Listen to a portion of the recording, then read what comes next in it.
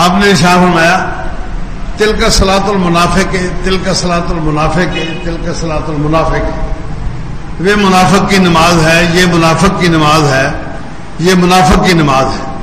کون سی؟ فرمایا بیٹھا رہتا ہے، انتظار کرتا رہتا ہے، جب سایہ، سورج کا سایہ، اس کی دھوپ، اس کی شدت کم ہو جائے اور سورج پیلا پڑ جائے، وہ اس وقت اٹھتا ہے، 2-4 ٹھونگے مارتا ہے جس طرح مرغی دانے چنتی ہے۔ فرمایا یہ منافق ہے۔ رب اوزعنی ان اشکر نعمتک التی انعمت علی وعلی والدی وان اعمل صالحا ترضاه واصلح لی فی ذریتی انی تبت الیک وانی من المسلمین۔ رب اوزعنی ان اشکر نعمتک التی انعمت علی وعلی والدی وان اعمل صالحا ترضاه وادخلنی برحمتک فی عبادک الصالحین۔ اما بعد فقد قال اللہ تبارک و تعالی اعوذ باللہ من الشیطان الرجیم بسم اللہ الرحمن الرحیم یا ایھا الذین آمنوا اطیعوا اللہ واطیعوا الرسول ولا تبطلوا اعمالکم۔ اے ایمان والو، اللہ تبارک تعالیٰ کی بات خوشی خوشی سے مان لو، اور اللہ تبارک تعالیٰ کے رسول صلی اللہ علیہ وسلم کی بات بھی خوشی خوشی سے مان لو، اور اپنے اعمال کو ضائع نہ کرو۔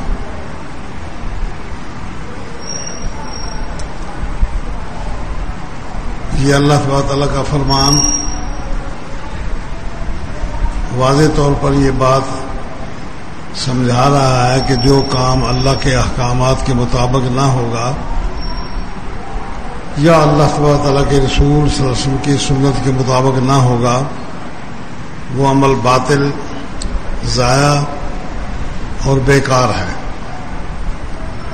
عمل کوئی سا بھی ہو، اللہ تبارک و تعالیٰ نے اپنے رسول صلی اللہ علیہ وسلم کو بھیج کر، رسالت دے کر یہ بات سمجھائی ہے کہ یہ میرا نمائندہ ہے،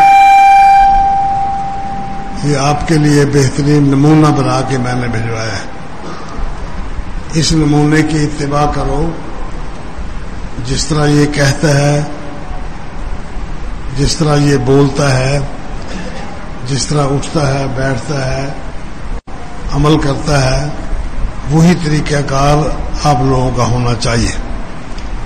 اس سے اگر آپ سر منہ انحراف کریں گے تو وہ عمل باطل ہو جائے گا، اور باطل بھی اس طرح ہوگا کہ تھوڑی تھوڑی بات پر جب اللہ تعالیٰ کے رسول صلی اللہ علیہ وسلم کسی طرح کا کوئی آبجیکشن لگا دیں، یا اس بات کا آپ حکم نہ دے چکے ہوں اور بندہ اپنی مرضی سے کرنے لگ جائے، تو وہ عمل اللہ تعالیٰ کے ہاں قبول نہیں ہے، ضائع اور باطل ہو جاتا ہے۔ نبی اکرم صلی اللہ علیہ وسلم کی اپنی حیات مبارکہ میں اس طرح کے ڈھیر سارے واقعات ہمارے سامنے ہیں کہ نبی اکرم صلی اللہ علیہ وسلم نے ایک کام کا حکم نہیں دیا اور لوگوں نے اپنی مرضی سے کر لیا، یا آپ نے حکم تو کچھ اور دیا اور انہوں نے اپنی مرضی سے کچھ اور کرنا شروع کر دیا، تو نبی اکرم صلی اللہ علیہ وسلم نے اس حکم کے مقابلے میں سخت آبجیکشن کیا اور سخت رد عمل اختیار کیا۔ مثال کے طور پر ایک سفر میں تھے اور سفر میں روزہ رکھا ہوا تھا، کچھ لوگ روزہ رکھ چکے تھے، کچھ بغیر روزے کے بھی تھے۔ عصر کے بعد کا وقت آ گیا، نبی اکرم صلی اللہ علیہ وسلم نے محسوس کیا کہ لوگوں کو تکلیف زیادہ ہے اور ٹائم عصر کے بعد کا ہو گیا ہے۔ آپ نے لوگوں کو فرمایا کہ روزہ کھول دو۔ اب لوگوں نے کو حیل و حجت کی کہ یا رسول اللہ اب گرمی کا موسم وقت تھا وہ گزر گیا، اب ہر لمحے اس کے بعد اب خنکی محسوس ہو گئی، ٹھنڈک آئے گی اور سورج بھی گرمی چھوڑ چکا ہے، لہذا آپ اجازت دے دیں ہم روزہ نبھا لیں اور اس کو شام سے پہلے افطار نہ کریں۔ آپ صلی اللہ علیہ وسلم نے یہ حکم ارشاد فرمایا۔ لوگوں نے جب یہ اعتراضات آگے سے کیے اور حیل و حجت سے کام لیا تو آپ صلی اللہ علیہ وسلم بڑے گھبرائے، پریشان ہوئے کہ میں کہتا ہوں بات نہیں مانتے۔ اسی پریشانی میں آپ خیمے میں تشریف لے گئے، بی بی ام سلمہ رضی اللہ تعالیٰ عنہ وہاں موجود تھیں۔ دیکھا، عرض کیا یا رسول اللہ آپ پریشان کیوں ہیں؟ آپ نے واقعہ بیان کیا کہ میں لوگوں سے کہتا ہوں روزہ کھول دیں، وہ روزہ نہیں کھولتے۔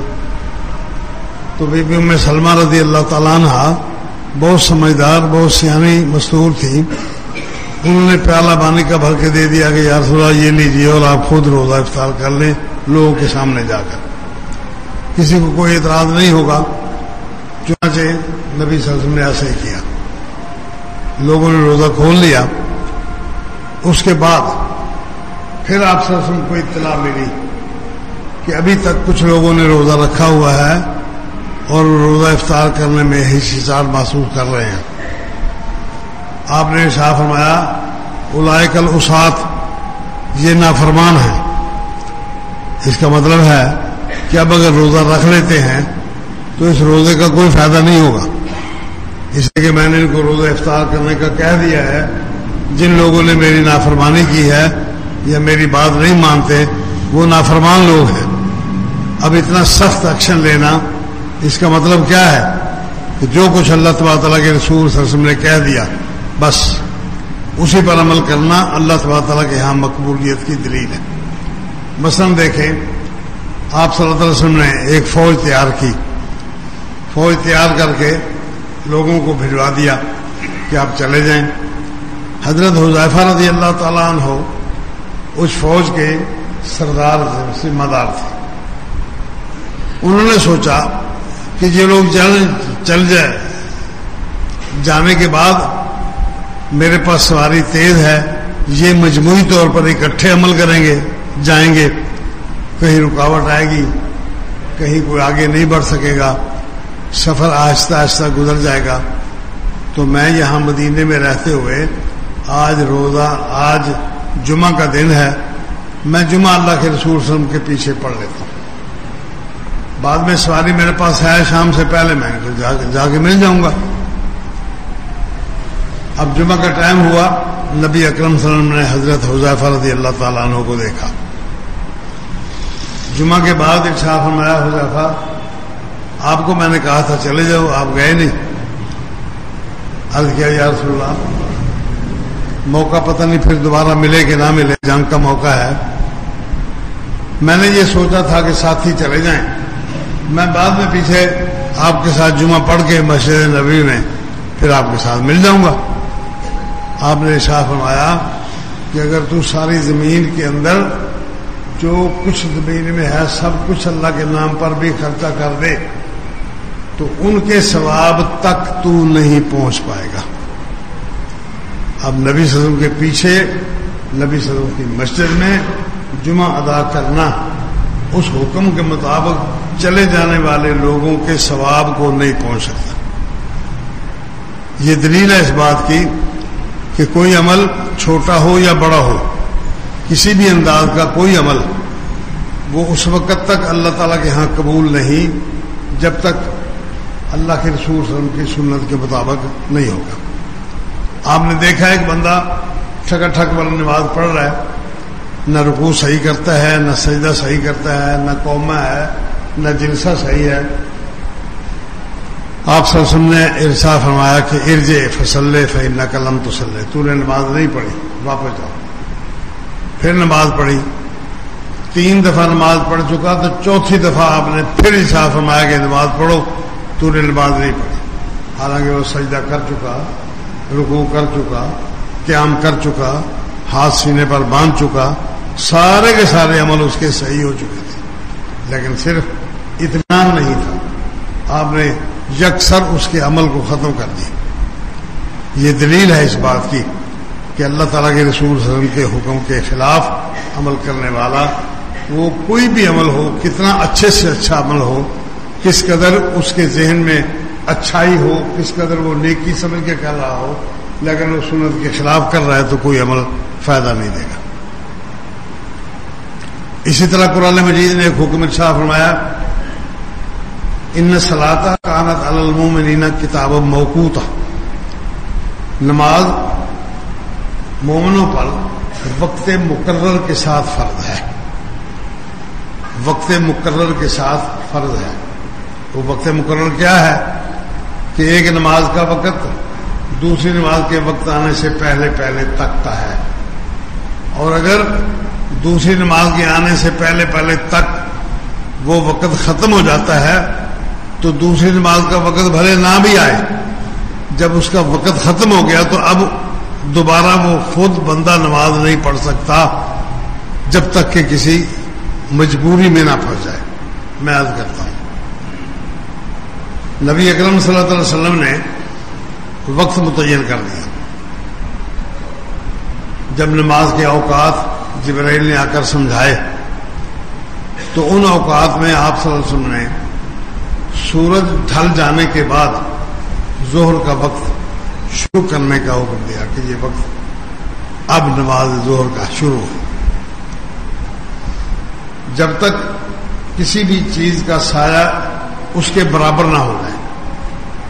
میں آپ کو تھوڑی وضاحت کر دوں، آپ ایک فٹا لے لیں، ایک فٹا لے کے اس کو بغیر جھکائے ادھر ادھر ٹیڑھا کیے سیدھا کھڑا کر دیں، سورج آئے گا اس کے اوپر سیدھا آ جائے گا، جب بالکل برابر سیدھا ہو جائے گا تو وہ ایک سائیڈ میں اس کا سایہ ہوگا، بالکل عین برابر میں نہیں آئے گا۔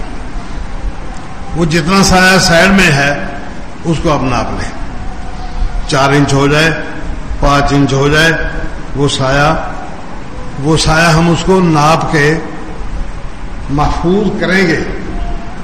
وہ 4 یا 5 انچ سایہ جو بالکل سر کے اوپر ہے سورج، وہ ہمارے کسی کام کا نہیں ہے، لیکن ہمیں اس کو محفوظ رکھنا ہے۔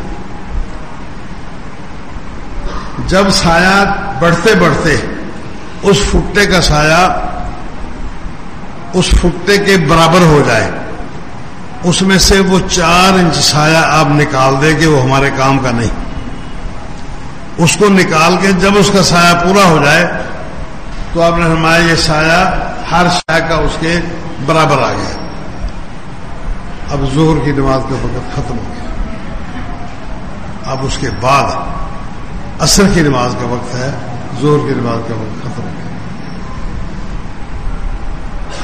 اب عصر کی نماز کا وقت وہ مغرب تک نہیں ہے۔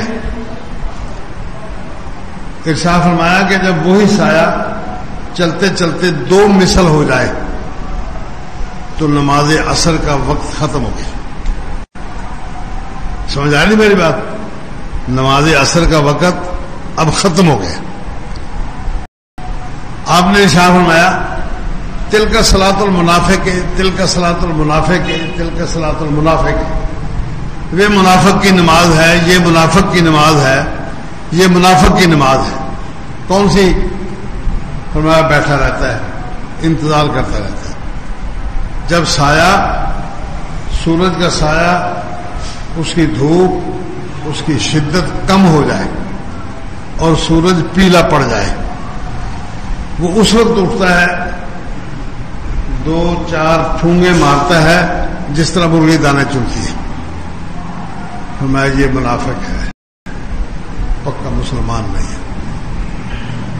یہ نماز پڑھ رہا ہے، قبول ہوتی ہے نہیں ہوتی اس کے بارے میں ہم کچھ نہیں کہتے، فرمایا یہ منافق کی نماز ہے۔ منافق 3 مرتبہ آپ نے فرمایا۔ اس کا مطلب کیا ہے کہ منافق کی نماز وہ اللہ تبارک و تعالیٰ کے ہاں رسول اکرم صلی اللہ علیہ وسلم کی نماز کے موافق نہیں ہے، وہ اپنی من مانی کر رہا ہے۔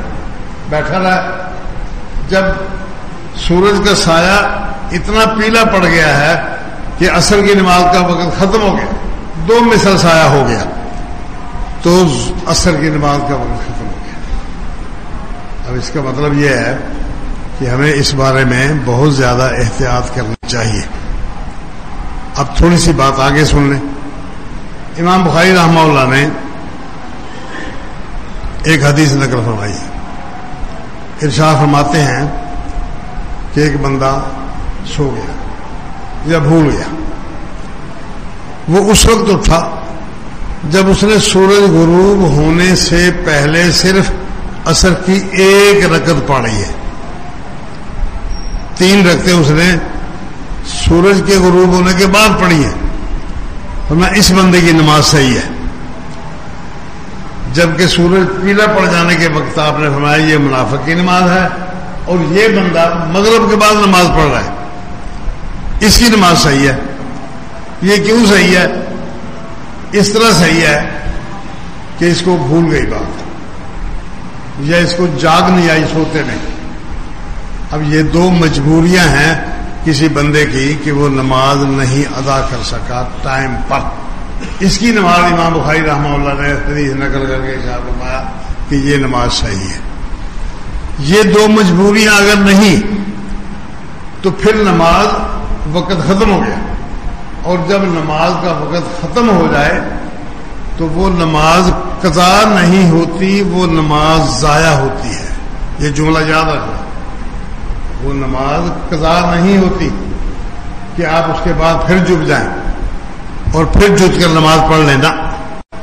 وہ نماز ختم ہو گئی. جس طرح عرفات کے میدان میں یہاں سے بندہ جائے یا کہیں سے بھی جائے, حج ہوتا ہے عرفات میں قیام کا نام. عرفات میں اگر پورے دن میں آپ قیام نہیں کر سکے تو آپ نے جتنا بھی خرچہ کیا ہے, جتنی محنت مشقت کی ہے, سب ضائع. سورج غروب ہونے کے بعد حج کا وقت ختم ہو گیا. عرفات میں سورج غروب ہونے کے بعد اب حج نہیں پڑا جا سکتا. اب حج ہوگا اگلے سال جب دوبارہ پھر یہی وقت آئے گا. اگر ایک بندہ عرفات میں وہ آدھا گھنٹہ جا کے بھی نہیں بیٹھ سکا, گھنٹہ بھر بھی عرفات میں جایا, ٹائم خرچہ نہیں کر سکا, دعائیں نہیں مانگ سکا, اللہ سے معافی نہیں مانگ سکا, اس کا حج نہیں ہے. وہ سارا سال عرفات میں جا کر اعتکاف کرتا رہے, اس کا حج نہیں ہوگا. اب نماز کے بعد جب ٹائم ختم ہو گیا تو اس کے بعد 4 رکعتیں پڑھنا تھی, وہ 8 پڑھ لیتا ہے. ان 8 کا کوئی فائدہ نہیں, یہ نماز نہیں ہے. اس لیے کہ ان الصلاۃ کانت علی المؤمنین کتابا موقوتا, وقت مقرر کے ساتھ فرض ہے, اس کی قضائی نہیں ہے. البتہ یہ فرق اس میں آ جاتا ہے کہ ایک بندہ اول وقت نماز پڑھ لیتا ہے, اس کو وہ ڈھیر سارا ثواب مل جاتا ہے. دوسرا بندہ آخری وقت میں جا کے نماز پڑھ لیتا ہے, اس کو وہ ڈھیر سارا ثواب نہیں ملتا, کم ثواب ملتا ہے, لیکن نماز صحیح ہے. اس لیے کہ وقت کے اندر ادھر پڑھ لی. وقت سے پہلے کوئی بندہ پڑھنا چاہتا ہے, وہ بھی نماز نہیں ہے, اس لیے کہ وقت ہی نہیں ہوا. حضرت بلال رضی اللہ تعالیٰ عنہ ایک دن فجر کی اذان کہنے کا ٹائم اوپر نیچے ہو گیا, سمجھ نہیں پائے. جب اذان ہو گئی تو ابھی ٹائم تو ہوا نہیں تھا. نبی اکرم صلی اللہ علیہ وسلم نے ارشاد فرمایا کہ دوبارہ جاؤ, گلیوں میں گھوم پھر کے لوگوں کو مطلع کرو کہ ان العبد قد نام, بندہ سو گیا تھا. کوئی بندہ اگر نماز پڑھ لے تو وہ ٹائم نہیں ہوا. ان العبد قد نام, بندہ سو گیا تھا, پتہ نہیں چل سکا, اس لیے نماز نہ پڑھی جائے. اس کا مطلب کیا ہے کہ کوئی بندہ وقت سے پہلے بھی نماز نہیں پڑھ سکتا اور وقت ختم ہونے کے بعد بھی نماز نہیں پڑھ سکتا. وہ وقت کے اندر ٹائم لے کر اپنی نماز کو پورا کرے گا. ان الصلاۃ کانت علی المؤمنین کتابا موقوتا, یہ فرض کیا گیا ہے, یہ فرض ہے اس ٹائم کے اندر پڑھنا. نبی اکرم صلی اللہ علیہ وسلم نے مغرب کی نماز پڑھائی، ایک دن پڑھائی سورج غروب ہونے کے فوراً بعد، دوسرے دن پڑھائی مغرب کی نماز، حالانکہ باقی ساری نمازیں اتنا ٹائم پیریڈ لے کر پڑھائیں کہ ادھر نماز ختم ہوئی، ادھر وقت ختم ہو گیا، لیکن مغرب کی نماز دوسرے دن بھی اسی طرح اول وقت ہی پڑھا دی۔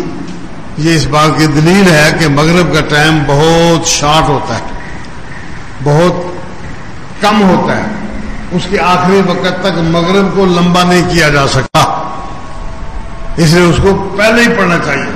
اب آگے روزے آ رہے ہیں، ان رمضان میں ہمارے یہاں سے مراد ہے پاکستان میں، ہم جہاں رہتے ہیں، ہم نماز اذان کے بعد 5 منٹ 10 منٹ بعد مقامات میں نے 15 منٹ تک کا بھی وقفہ دیکھا ہے کہ نماز اذان ہو گئی، نماز کا قیام ہوگا 15 منٹ کے بعد، ہر بندہ آرام سکون سے اپنے گھر بیٹھ کر کھانا کھائے، رج کے کھائے، پھر اٹھ کے مسجد میں آ گئے، پھر بھی نماز مل جاتی ہے۔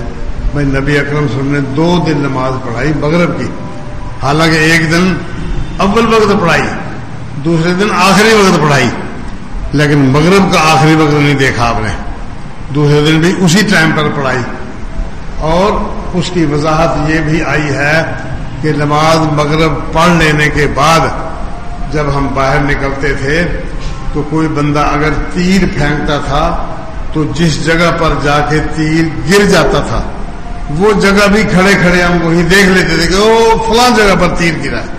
اس کا مطلب ہے کہ اتنی جلدی نماز مغرب پڑھ لیتے تھے، اور سورج غروب ہونے کے بعد روشنی اتنی باقی رہتی تھی کہ ایک نظر دیکھ کر پتہ چلا لیتے تھے کہ تیر کہاں پر گرا ہے، یعنی اتنا اوجل سوجل اتنا روشنی اس وقت تک موجود ہوتی تھی۔ اس لیے نبی اکرم صلی اللہ علیہ وسلم نے ارشاد فرمایا قرآن مجید کے اس حکم کے مطابق کہ نماز وقت کے مطابق پڑھی جائے، اور جو بندہ وقت سے بے وقت کر کے پڑھتا ہے اس کے لیے فرمایا کہ وہ منافق ہے، یہ منافق کی نماز ہے، یہ منافق کی نماز ہے، یہ منافق کی نماز ہے۔ اب آپ سوچیں کہ ہم کہاں کھڑے ہیں۔ جو لوگ، حالانکہ نبی اکرم صلی اللہ علیہ وسلم ایک دن سفر میں تھے، ساری رات سفر کرتے رہے، فجر کے قریب جا کر آپ نے حضرت بلال رضی اللہ تعالیٰ عنہ کو ذمہ دار بنایا کہ جاؤ تم بیٹھو، ہمیں نماز کے لیے جگا دینا، وقت پہ اذان کہہ دینا۔ اللہ کی قدرت، حضرت بلال رضی اللہ تعالیٰ عنہ نماز پڑھتے رہے۔ جیسے جیسے فجر طلوع ہونے کا وقت قریب آیا تو نماز مکمل کر کے اپنی سورج کے طلوع ہونے کا یا فجر طلوع ہونے کا انتظار کرنے لگے۔ ساری رات کے تھکے ہوئے تھے، بیٹھے، اونٹ کے ساتھ ٹیک لگا لی، اونٹ بھی بیٹھا رہا، وہ بیٹھے بیٹھے سو گئے، اور اتنا سوئے کہ سورج چڑھ کے کافی گرمی کے ساتھ اوپر آ گیا۔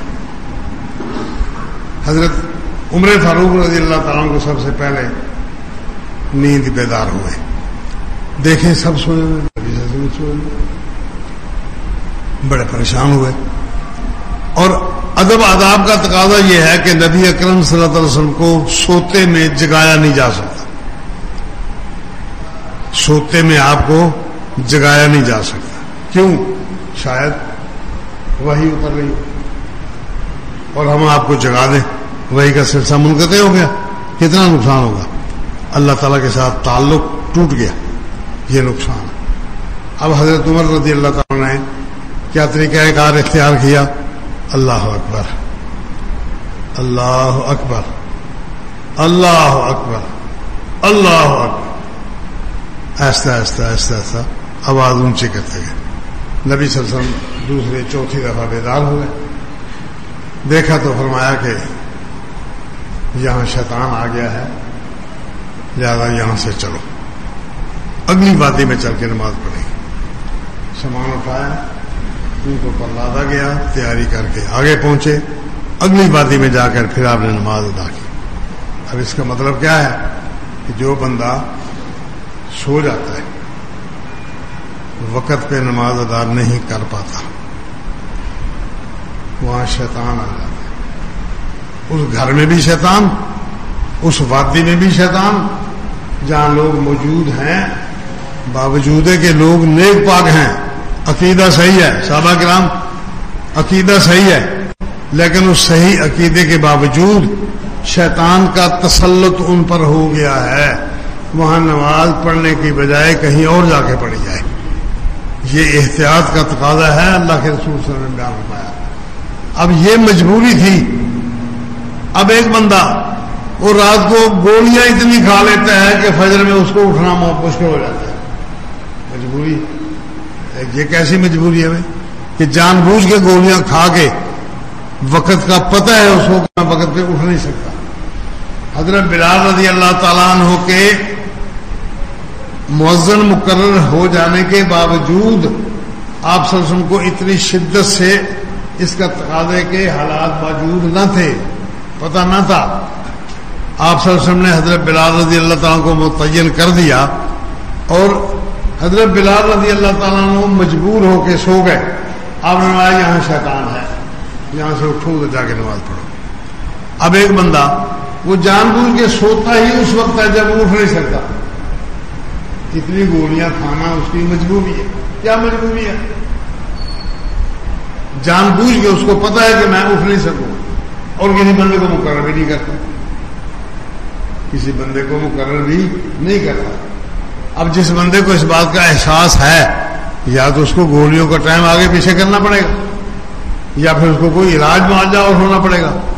اب یہ تو کوئی تک نہیں ہے کہ تھوڑی سی تکلیف برداشت کرنے کی بجائے وہ اتنی گولیاں کہ نیند ہے. اب ساری رات جاگتا رہا، اس وقت جا کے نیند آتی ہے جس وقت اس کا نماز کا وقت ختم ہو جاتا ہے. اس لیے اس بات کا احتیاط کرنا بہت ضروری ہے. وقت ختم ہو جائے تو جماعت کے ساتھ بھی آپ نماز پڑھ لیں، نماز نہیں ہوتی، اس لیے کہ وہ جماعت وقت سے بے وقت ہو رہی ہے. اب بے وقت کیوں ہو رہی ہے کہ جان بوجھ کے وہ لوگ سو گئے. نبی اکرم صلی اللہ علیہ وسلم جان بوجھ کے نہیں سوئے تھے، اس لیے کہ آپ نے بلال رضی اللہ تعالیٰ کو مقرر کیا تھا.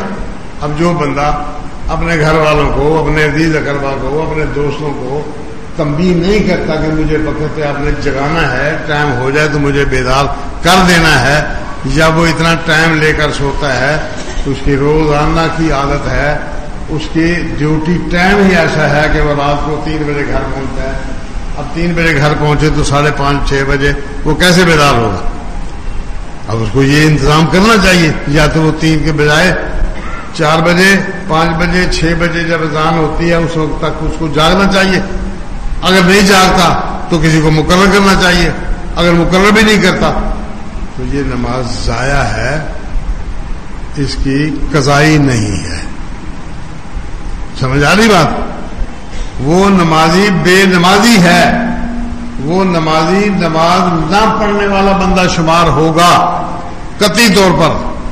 اس بندے کو اس بات کا، اپنے اوقات کا، اپنے کاروبار کا لحاظ رکھ کے پھر اس کو سونا پڑے گا، ورنہ تو اللہ تعالیٰ کا نافرمان.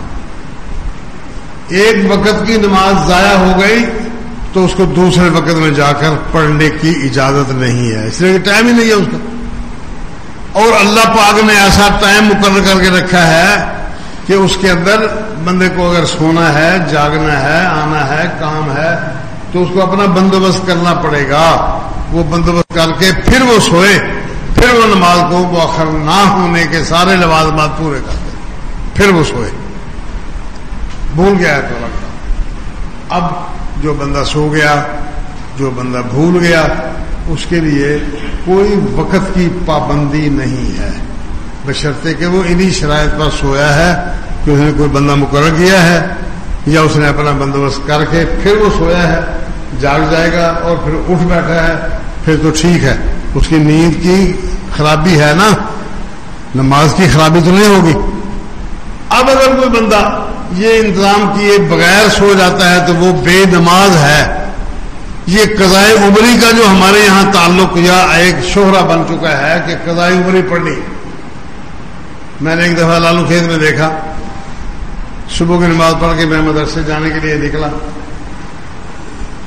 تو گلی میں ایک مسجد تھی، وہاں ایک بندہ نماز پڑھ رہا، میں حیران ہوا، میں گیا دروازہ کھلا ہے، دن چڑھا ہوا ہے، یہ بندہ اس وقت نماز پڑھ رہا ہے، چلو میں چلا گیا۔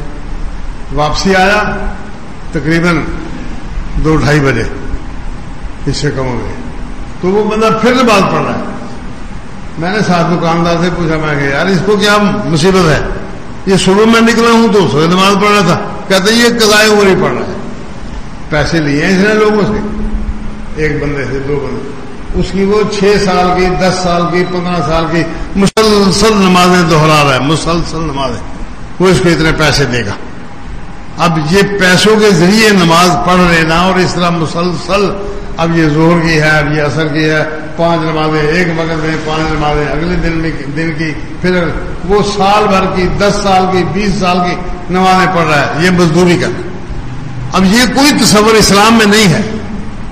ایک وقت ختم ہو گیا، اس کا حال صرف یہی ہے، اللہ مجھے معاف کر، آئندہ نہیں کرے اور آئندہ نہ بھی کرے، پچھلا سب کچھ معاف کر دیا۔ اب توبہ تو تہذیب ما کان قبلہ، توبہ اس سے پہلے کے جتنے گناہ ہیں سب معاف کر دیتی، حج پہلے کے سب گناہ معاف کر دیتی، توبہ ہر شے معاف کر دیتی۔ یہ ہے آسان ترین طریقہ، اور آئندہ ریلیکس ہو کے اپنی نماز باقاعدہ پڑھتا رہے۔ اب یہ انداز اللہ تبارک تعالیٰ کے رسول صلی اللہ علیہ وسلم کی احادیث سے جو ہم نے سمجھا ہے، اور احادیث واضح ہیں اس سلسلہ میں۔ اب ان الصلاۃ کانت علی المؤمنین کتابا موقوتا، یہ سورہ نساء کی آیت ہے۔ کب اتری ہے؟ اب اس آیت کا اترنے کا سیاق و سباق دیکھیں۔ اس سے پہلے ایک آیت پہلے نبی اکرم صلی اللہ علیہ وسلم کی جنگ کا موقع ہے، میدان جنگ میں کھڑے، ظہر کی نماز کا وقت ہوا، ابھی انسانیت یا انسانیت کے ساتھ ایک دوسرے کی دشمنی اتنی زیادہ نہ تھی کہ وہ دوسرے بندے کا کمزوری کا فائدہ اٹھا کے اس کو قتل کر دے، باوجود جنگ ہونے کے اتنی بد اخلاقی نہیں تھی۔ نبی صلی اللہ علیہ وسلم نے اعلان فرما دیا کہ بھائی اب ہماری نماز کا ٹائم ہے، جنگ روکی جاتی ہے، رک گئی، نماز پڑھ لی۔ نماز پڑھنے کے بعد شیطان آ گیا، کہتا ہے پاگل دیکھو مسلمان ہتھیار نیچے رکھ چکے، ہاتھ باندھ چکے، رکوع کر چکے، سجدہ کر چکے، اس سے بہتر اور موقع آپ کو اپنے دشمن کو ہلاک کرنے کا اور کون تھا؟ لوگوں کو بھی سمجھ آ گئی کہ ہاں یہ تو ہمارے سے غلطی ہوئی ہے۔ پھر وہ تسلی دیتا ہے، کہتا ہے گھبراؤ نہ، پریشان نہ ہو، اصل موقع کیا تھا وہ تو اب ختم ہو گیا، اب آئندہ ایک اور نماز کا موقع ان کے ساتھ ان کے اوپر آنے والا ہے۔ وہ نماز ان لوگوں کو اپنی جان، اپنے مال اور اپنی اولاد سے بھی زیادہ پیاری ہے۔ وہ کون سی نماز ہے؟ عصر کی نماز۔ وہ ٹائم آنے والا ہے، اب آپ تیاری کریں، جب وہ ٹائم آئے یہ تو مجبور ہے اس وقت نماز پڑھنے کے لیے، لہذا ان کا کام تمام کر دیا جائے۔ اللہ تبارک تعالیٰ نے آیات نازل فرما دی کہ اب شیطان ان کے پاس ہو گیا ہے، یہ سارا شیطانی چکر ہے نماز کو ضائع کرانے کا، نماز میں خرابی پیدا کرنے کا، لہذا آپ ایسا کریں 2 صفیں دیں، ایک صف دشمن کے سامنے ہتھیار باندھ کھڑی رہے، دوسری صف آپ کے ساتھ آ کے نماز پڑھے، وہ سلام پھیر کے چلے جائیں۔ 2 3 4 کیفیتیں ہیں اس کی مختلف، میں وہ ساری کیفیتیں نہیں بیان کر سکتا، وہ 3 4 کیفیتیں قرآن مجید نے ذکر فرمائی کہ اب آپ اس وقت میں نماز پڑھنے کا طریقہ یہ ہوگا کہ ایک صف وہ امام کے ساتھ آ کے نماز پڑھ لے، دوسری صف وہ میدان میں کھڑی رہے، جب وہ فارغ ہو کے میدان میں ان کی جگہ لے لیں گے تو وہ بھی نماز پڑھ لیں۔ اب شیطان وہ دیکھے، اس کو کیا پتا تھا کہ اللہ پاک نے یہ حکم نازل کرنا ہے؟ اللہ تبارک تعالیٰ نے یہ ساری کیفیت، ان تمام کیفیات کے اندر اللہ تبارک و تعالیٰ نے یہ آخر میں بیان کیا کہ ان الصلاۃ کانت علی المؤمنین کتابا موقوتا، وقت مقرر پر نماز فرض کی گئی ہے، یہ مسلمانوں کے لیے ضروری ہے، اس نماز کو مؤخر نہیں کیا جا سکتا۔ ہمارا کوئی کام آج اس لڑائی کے مقابلہ میں زیادہ ضروری ہوتا ہے کہ ہم اس کام کے چھوٹے سے مجبوری کی وجہ سے اس کو اپنے لیے مجبوری بنا کر نماز ضائع کر لیں، جماعت ضائع کر لیں، یا سرے سے نماز ہی موخر کر لیں، قضائی پڑھ لیں گے، اب بڑی مجبوری ہے، 4 پیسے آنے والے ہیں، پھر بعد میں نماز پڑھ لیں گے. یہ کوئی مجبوری نہیں. وقت کے مقرر ٹائم کو لحاظ رکھتے ہوئے اس کو ادا کرنا ہے، ضروری ہے، اس کے بغیر گزارا نہیں. نبی اکرم صلی اللہ علیہ وسلم اسوہ حسنہ ہے، ہر کام میں اسوہ حسنہ ہے، اس معاملے میں بھی اسوہ حسنہ ہے.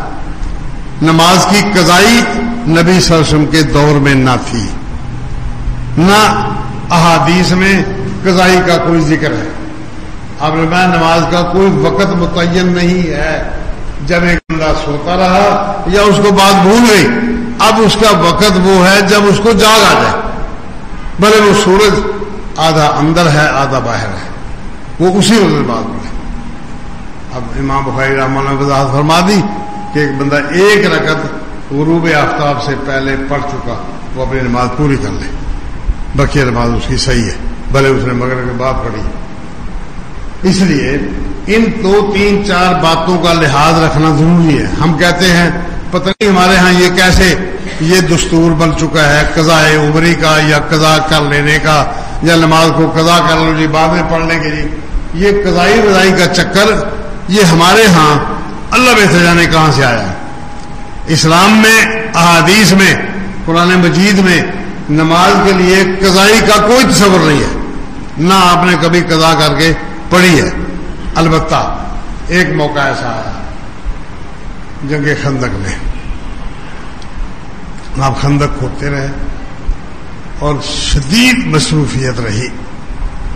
ادھر دشمن سر پہ چڑھایا اور ادھر نہتے لوگ، کھانے کا کچھ نہیں.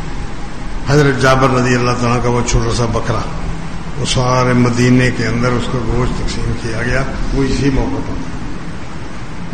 حضرت طلحہ رضی اللہ تعالیٰ، حضرت ابو طلحہ رضی اللہ تعالیٰ، اس کے بیٹا حضرت انس رضی اللہ تعالیٰ، وہ اپنے گھر سے تھوڑی سی روٹیاں لے کے آیا، کپڑے میں لپیٹ کر بغل میں دبا کے نبی صلی اللہ علیہ وسلم کو پیش کی. اب نبی اکرم صلی اللہ علیہ وسلم ساری فوج بھوکی ہے. آپ نے میں چلو بھائی. ابو طلحہ رضی اللہ تعالیٰ عنہ کے ہاں، ان کے ہاں دعوت ہے، 10 بندوں کو آپ نے کھانا کھلایا. یہ وہ موقع ہے، اس موقع پر آپ صلی اللہ علیہ وسلم کی نماز ظہر کی رہ گئی، عصر کی نماز ٹائم پہ نہیں پڑھ پائے. جب مغرب کا وقت ہوا تو آپ صلی اللہ علیہ وسلم نے ارشاد فرمایا اللہ ان لوگوں کی قبروں کو آگ سے بھر دے، ان لوگوں کی وجہ سے ہماری نماز میں تاخیر ہو گئی، ان لوگوں کی وجہ سے نماز میں تاخیر ہو گئی. مغرب کے بعد، مغرب کے ٹائم کے بعد جا کر پہلے ظہر ادا کی، پھر عصر ادا کی، آخر میں پھر جا کر مغرب کی اذان جماعت کی. یہ 3 نمازیں اس وقت اکٹھی پڑھی گئی. یہ قضائی نہیں تھی، یہ ٹائم تھا، وقت تھا کہ ٹائم ملا ہی نہیں ان کو، بھول گئی بات، یا سوتے رہے، یا اس قدر شدت سے بندے مصروف رہے کہ ان کو نماز کا موقع ہی نہیں مل سکا. حضرت عمر فاروق رضی اللہ تعالیٰ نے کھڑے ہو کر دعا مانگی کہ اللہ ان کی قبروں کو جہنم کی آگ سے بھر دے. اللہ کے رسول صلی اللہ علیہ وسلم ان لوگوں نے ہماری نماز کو ضائع کرا دیا ہے. اب یہ ضائع ہے، نماز وقت پہ نہیں ادا کر سکے جس بھی مجبوری کی بنیاد پر. میں یہ 2 حدیثیں آپ کو اس لیے سنا رہا ہوں کہ یا تو آپ نے فرمایا کہ یہ بندہ جو سوتا رہا ہے، نماز پہ سوتا رہا ہے، بال شیطان فی اذنیہ، شیطان اس کے کانوں میں پیشاب کر گیا ہے. اچھا، پھر امام بخاری نے ایک اور حدیث نقل فرمائی ہے، اس میں ارشاد فرمایا کہ نبی صلی اللہ علیہ وسلم یعنی خواب میں آپ نے دیکھا ایک بندہ ہے، اس بندے کو لٹایا ہوا ہے، لٹانے کے بعد اس کے کانوں میں اس کی کانوں میں سکہ پگھلا کے ڈالا جا رہا ہے۔ یہ کون بندہ ہے؟ یہ نماز کے لیے نہیں اٹھتا تھا، یہ اس کی سزا مقرر کی گئی۔ تیسرے نمبر پر یہ بات کہ اللہ ان کی قبروں کو آگ سے بھر دے، یہاں شیطان آ گیا ہے لہذا یہاں سے نکلو۔ یہ سب باتیں اس وقت، یہ ساری باتیں سامنے آتی ہیں جب ایک بندے کی نماز رہ گئی ہو اور وہ نماز کے غافل ہو چکا ہو۔ اس لیے نبی اکرم صلی اللہ علیہ وسلم کو بطور اسوہ حسنہ مقرر کر کے یہ بات سمجھائی گئی کہ اللہ تبارک تعالیٰ کے رسول صلی اللہ علیہ وسلم کی نافرمانی کسی طور پر بھی بارے میں نہیں ہے، کسی طور پر بھی۔ اس لیے ہماری ذمہ داریوں میں یہ بات شامل ہے کہ اب رمضان میں تو ہر بندے کو موقع ملے گا، وہ کوشش بھی کر لے گا اور اللہ تعالیٰ کی طرف سے اس کو برکتیں بھی مل جائے گی۔ یہ برکتیں صرف رمضان میں نہیں آتی، آگے پیچھے بھی ہوتی ہیں۔ بندہ نماز کا اگر احتیاط کر لے، دھیان سے نماز پڑھ لے، ٹائم پہ آ کے پڑھ لے، اللہ تعالیٰ کی طرف سے برکتیں اس وقت مل جاتی ہیں۔ لیکن ہم عام حالات میں سستی کر جاتے ہیں۔ یہ بات بہت ضروری ہے، اس کو سمجھنا بھی ضروری ہے۔ ہمارے ہاں عام طور پر یہ مسائل بیان نہیں کیے جاتے اور یہ سخت مسئلہ ہے۔ اس سخت مسئلے میں اس کی سختی پر عمل کرنا بھی ضروری ہے۔ اللہ تبارک تعالیٰ ہمیں اپنے دین کی صحیح سمجھ عطا فرمائے، اس کے مطابق عمل کی توفیق اور جرأت عنایت کرے۔ نبی اکرم صلی اللہ علیہ وسلم نے ایک بندے کو دیکھا کہ وہ نماز پڑھ رہا ہے، اللہ اکبر۔ سنن نبی داؤد کا راوی ہے اور نبی اکرم صلی اللہ علیہ وسلم کی صحابی ہے۔ میدان جنگ میں جب آپ تبوک پر تشریف لے گئے تو اس وقت یہ بندہ بھی ساتھ تھا۔ مدت کے بعد اس بندے کا ایک شاگرد اسے دیکھا، اسے پوچھا، علیحدگی میں اس سے پوچھا کہ استاد جی آپ کی ٹانگیں صحیح ہیں، دوران خون بھی صحیح ہے، سیدھی بھی ہوتی ہیں، اکٹھی بھی ہو جاتی ہیں، لیکن آپ ان ٹانگوں کے ذریعے اٹھ کے چل نہیں سکتے، اس کی وجہ کیا؟ میں بیٹا تو نے مسئلہ مجھ سے پوچھ لیا ہے، میں تو اس سے شرط کرتا ہوں کہ میں تجھے بتا دیتا ہوں وجہ کیا ہے، لیکن میرے جیتے جی اس بات کا کسی دوسرے کے سامنے ذکر نہ کر، میں مر جاؤں اس کے بعد بھلے بیان کرتے ہیں۔ اس نے کہا ٹھیک ہے جی۔ استاد کہنے لگا کہ میں جنگ تبوک میں آپ کے ساتھ تھا، میدان تبوک میں نبی اکرم صلی اللہ علیہ وسلم نماز پڑھ رہے تھے، میں بے خیالی میں آپ کے آگے سے گزر گیا، بس ایک قدم آگے رکھا، دوسرا قدم اٹھا کے جب میں آگے رکھنے لگا تو میری ٹانگیں جواب دے گئی۔ اس وقت سے لے کر آج تک میری ٹانگیں صحیح ہیں، کوئی درد نہیں، کوئی تکلیف نہیں، میرا دوران خون صحیح ہے، اکٹھی ہو جاتی ہیں، بکھر جاتی ہیں، کوئی تکلیف نہیں، لیکن میں اٹھ کے چل نہیں سکتا، میری ٹانگیں میرا بوجھ نہیں اٹھاتی۔ کیوں؟ نمازی کے آگے سے گزر گیا۔ سمجھ آئی بات؟ یہ اللہ تبارک تعالیٰ کے رسول صلی اللہ علیہ وسلم نے ارشاد فرمایا کہ ایک بندہ اگر نماز پڑھ رہا ہے اس کے آگے سے نہیں گزرنا، اگرچہ اس بندے کو 40 انتظار کرنا پڑے۔ اب 40 کا ہندسہ تو آپ نے بتایا، وضاحت نہیں فرمائی۔ 40 سیکنڈ انتظار کرنا پڑے، اللہ بہتر جانے۔ 40 منٹ انتظار کرنا پڑے، اللہ بہتر جانے۔ آپ کا منشا یہی ہو۔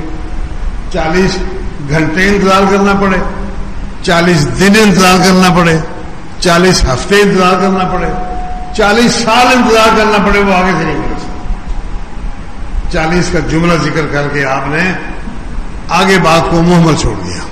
کیوں چھوڑا؟ اللہ بہتر جانے۔ ہمارے سامنے جو بات آتی ہے وہ یہی کہ اس بندے کو ہر صورت میں انتظار کرنا ہے جب تک وہ سلام نہ پھیر دے، نمازی کے آگے سے نہیں گزرنا۔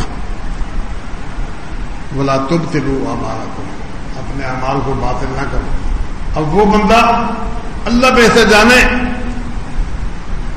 وہ کس طرح آگے سے گزر گیا، صحابی رسول ہے، آخرت میں اللہ تبارک نے ان صحابہ کو معاف کر دیا، اے معلوم تم جو تم چاہو عمل کرتے رہو۔ جنگ بدر میں سب لوگوں کو معاف کر دیا، صلح حدیبیہ میں جو موجود تھے سب کو معاف کر دیا۔ ایک اور روایت میں فرمایا کہ جس نے مجھے دیکھ لیا اس کے پر آگ جہنم کی حرام ہو گئی۔ اسی انداز میں تقریباً مختلف موقع پر انفرادی طور پر بھی بعض لوگوں کو خوشخبریاں دی، اجتماعی طور پر بھی ان کو معاف کرنے کا حکم جاری کر دیا، لیکن اس موقع پر اس بندے کی ٹانگیں بالکل صحیح ہیں۔ ہمیں بے احتیاطی کی وجہ سے اس بات کا بھی خیال رکھنا پڑے گا کہ اللہ تبارک تعالیٰ کے رسول صلی اللہ علیہ وسلم کی نافرمانی نہ ہونے پائے۔ جتنا ممکن ہو سکتا ہے اللہ کی نافرمانی سے بندے کو بچنا چاہیے، اللہ کے رسول صلی اللہ علیہ وسلم کی سنت کے مطابق عمل کرنا چاہیے۔ اللہ پاک ہمیں آپ دین کی صحیح سمجھ عطا فرمائے، اس پر عمل کی توفیق اور جرأت عنایت کرے۔ اقول قولی ھذا وآخر دعوانا الحمد للہ رب العالمین۔